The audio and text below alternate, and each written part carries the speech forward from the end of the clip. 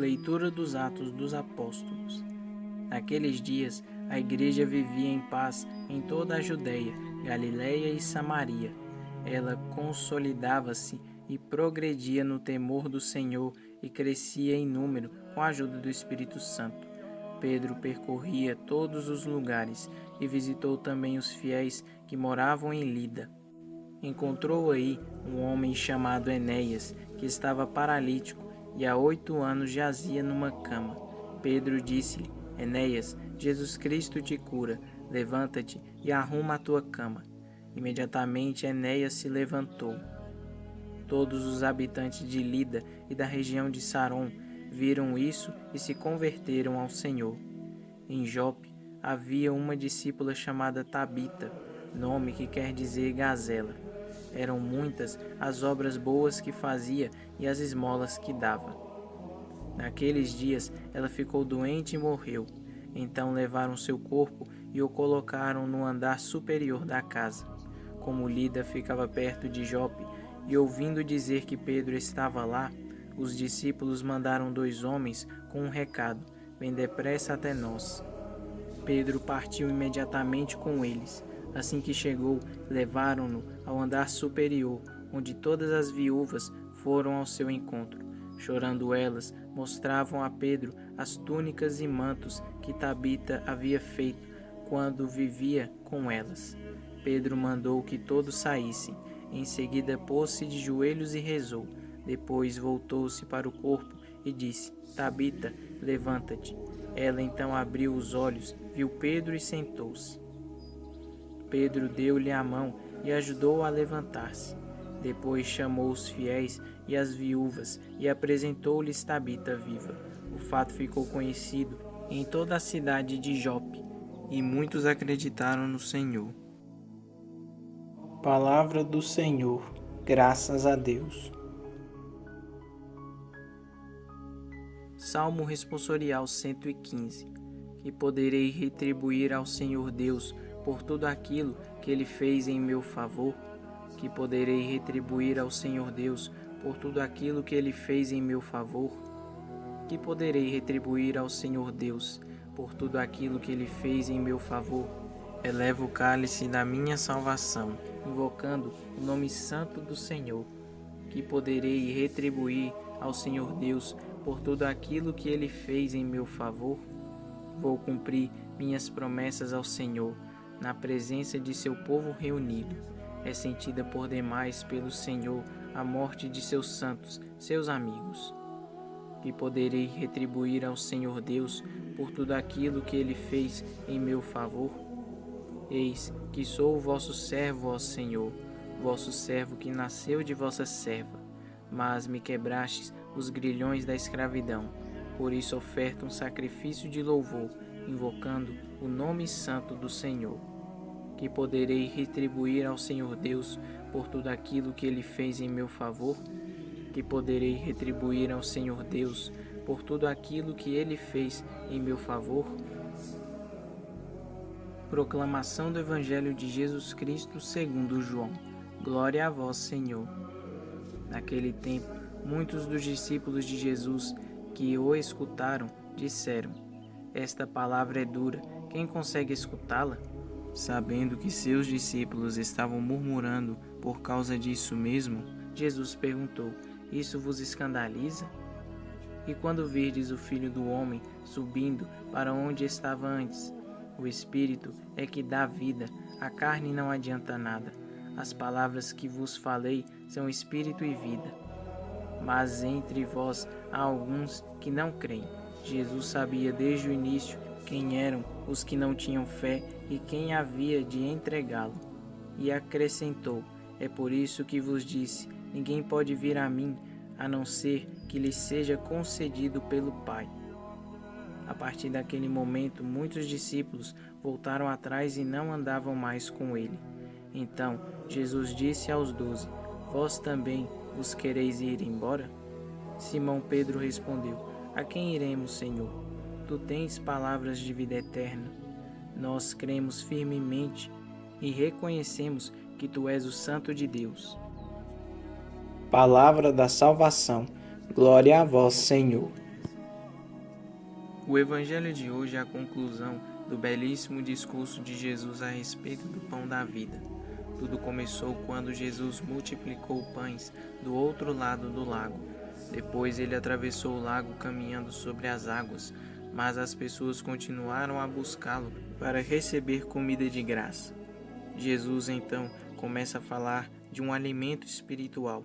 Inicialmente ele fala da fé.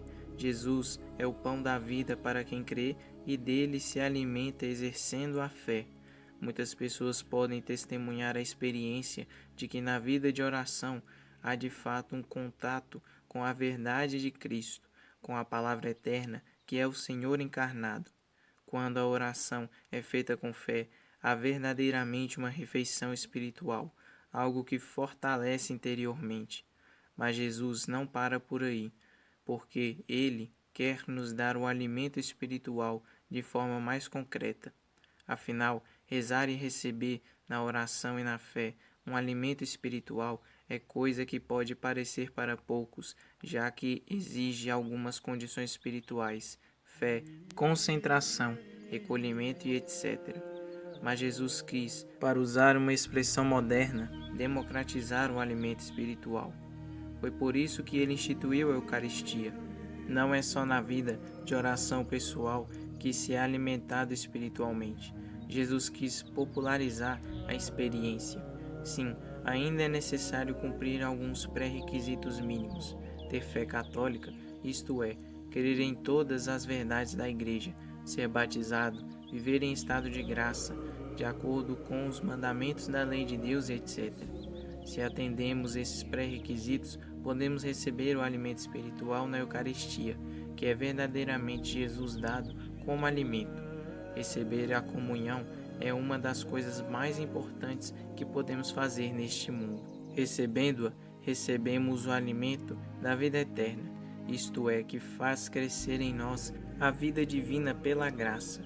Basta ter aquelas disposições favoráveis e comungar bem, com atenção e devoção, para experimentar verdadeiramente um crescimento espiritual, uma refeição espiritual.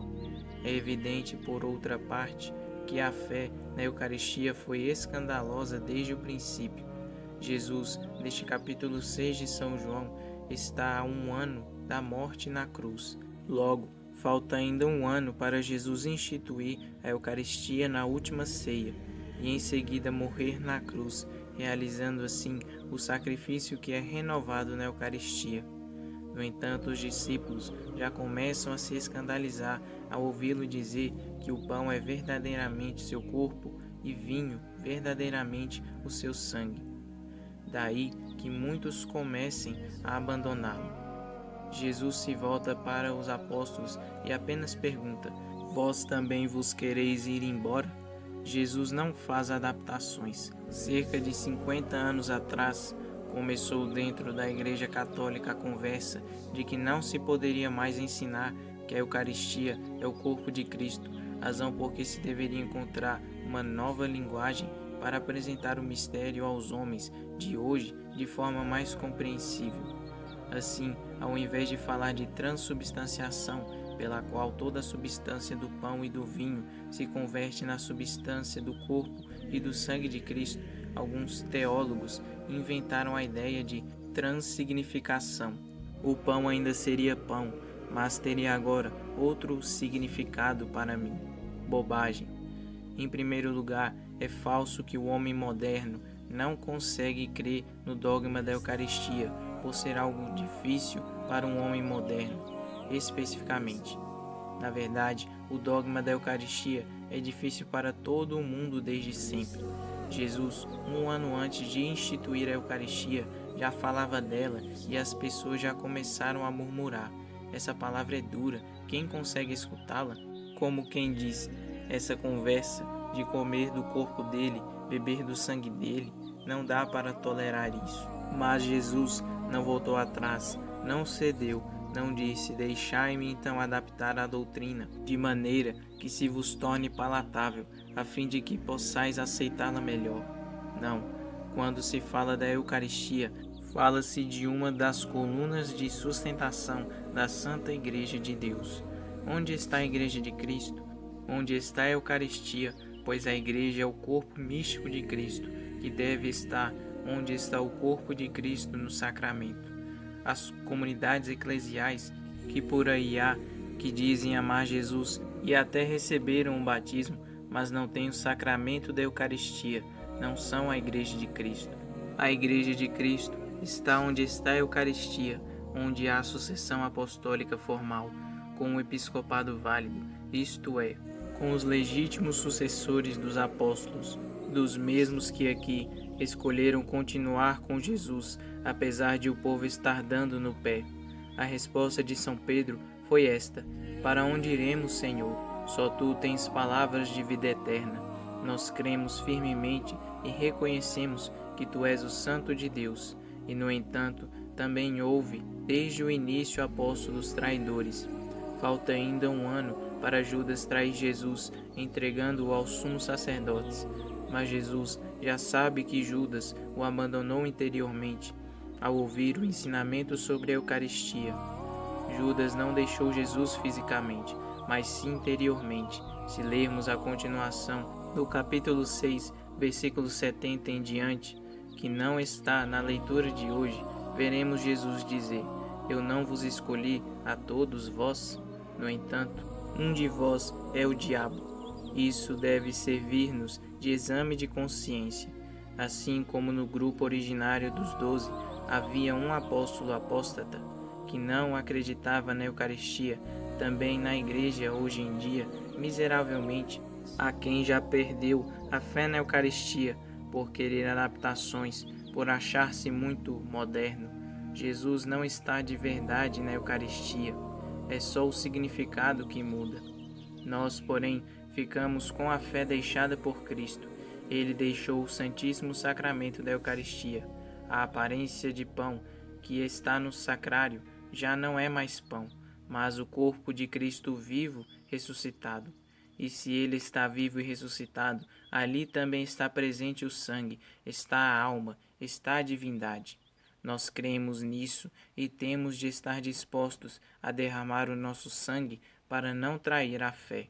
Judas se escandalizou com o discurso do pão da vida. Nós, por graça e bondade de Deus, nos edificamos e dizemos com São Pedro: para onde iremos nós, Senhor?